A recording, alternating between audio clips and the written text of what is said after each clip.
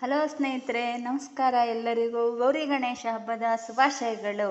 ಈ ದಿನ ನಾನು ಕಾಯಿ ಕಡುಬು ಹೇಗೆ ಮಾಡೋದಂತ ನಿಮ್ಗೆ ಹೇಳ್ಕೊಡ್ತಾ ಇದ್ದೀನಿ. ಒಂದು ಅರ್ಧ ಕೆಜಿ ಅಕ್ಕಿಗೆ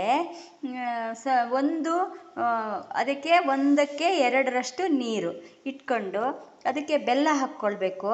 ಅದಕ್ಕೆ ನಾನು 3 ಅಚ್ಚು ಬೆಲ್ಲ ಹಾಕಿದ್ದೀನಿ, ಅರ್ಧ ಹೋಳು ತೆಂಗಿನಕಾಯಿ ತುರಿ ಹಾಕಿದ್ದೀನಿ, ಹಾಗೆ 4 ಏಲಕ್ಕಿನ ಕುಟ್ಟಿ ಪುಡಿ ಮಾಡಿ ಹಾಕ್ಕೊಂಡಿದ್ದೀನಿ. ಅನಂತರ ಅದಕ್ಕೆ ಚೂರು ಕೊಬ್ಬರಿ ಎಣ್ಣೆ. ಯಾಕೆ ಅಂತಂದರೆ ಕೊಬ್ಬರಿ ಎಣ್ಣೆ ಅಂಟ್ಕೊಳ್ಳಲ್ಲ, ಕಡುಬುಗಳು ಒಂದಕ್ಕೊಂದು ಅಂಟ್ಕೊಳ್ಳಲ್ಲ. ಹಾಗೆ ಇದನ್ನು ಚಂದ ಹಿಟ್ಟನ್ನು ಇದಕ್ಕೆ ನೀರಿಗೆ ಬೆಲ್ಲ ಕಾಯಿ ಎಲ್ಲ ಹಾಕಿಟ್ಕೊಳ್ತೀವಲ್ಲ, ಆ ನೀರು ಕುದ್ದ ತಕ್ಷಣ ಇದಕ್ಕೆ ಹಿಟ್ಟು ಹಾಕ್ಕೊಳ್ಬೇಕು. ಹಿಟ್ಟನ್ನು ಚಂದ ಗಟ್ಟಿ ಆಗುವವರೆಗೂ ತಿರ್ಸ್ಕೊತಾ ಬರಬೇಕು. ಹೀಗೆ ಈ ಥರ ಹದಕ್ಕೆ ತಿರ್ಸ್ಕೊಬೇಕು.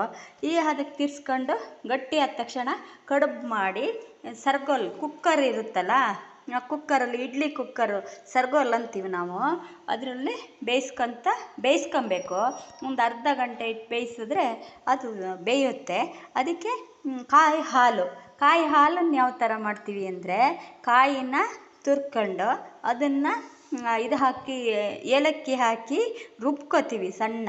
ಅನಂತರ ಬೆಲ್ಲ ಹಾಕಿ ನೀರನ್ನು ಕುದ್ಸೋಕೆ ಇಟ್ಕೋತೀವಿ.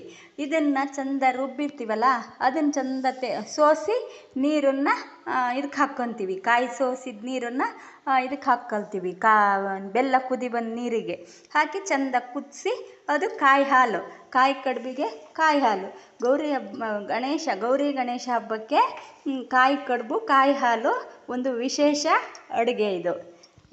ಪ್ಲೀಸ್ ಸ್ನೇಹಿತರೆ, ನನ್ನ ಚಾನಲನ್ನು ಸಬ್ಸ್ಕ್ರೈಬ್ ಮಾಡಿ, ಇನ್ನೂ ಹೆಚ್ಚು ವೀಡಿಯೋಗಳನ್ನು ಮಾಡಲು ಅವಕಾಶ ಮಾಡಿಕೊಡಿ. ಧನ್ಯವಾದಗಳು.